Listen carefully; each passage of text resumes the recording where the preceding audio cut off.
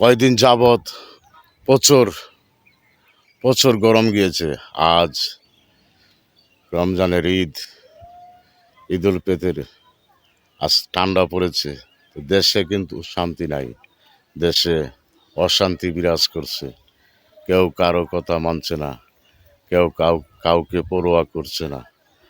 দেশে নির্বাচিত সরকার নাই, সেই জন্যে যার যেমনে মনে চায় তেমনি দেশ পরিচালনা চিন্তায় ব্যস্ত আছে।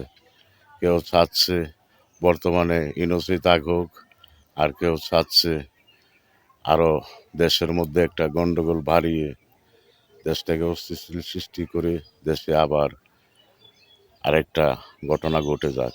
আর বিএনপি চাচ্ছে সুন্দরভাবে সুষ্ঠু একটা নির্বাচন দিয়ে একটা নির্বাচিত সরকার আসলে দেশে সবাই মত বিনিময় করতে পারবে। সকল দলকে নিয়ে একটা সরকার গঠন করতে চায়। তো কিছু কিছু লোক আছে, তারা যে কোনো একটা অনুষ্ঠান হলে,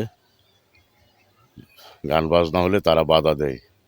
তো ওদের ওদের তো এখন পাইছে কনা শিয়ালে বাঙ্গা বেড়া দেখতেছে, শিয়ালে বাঙ্গা বেড়া পেয়েছে, তাই যেমনে মনে চায় এমনি মুরগ নিয়ে খাচ্ছে।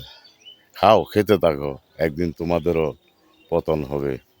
তোমরা যেভাবে দেশের মধ্যে এই যে শিশু নির্যাতন, ছেলেদেরকে বলাৎকার করছো, তোমাদের বিচারও একদিন হবে।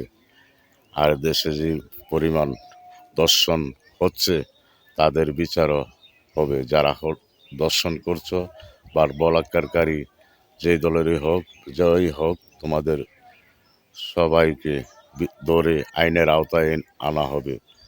সেই অপেক্ষায় থাকো।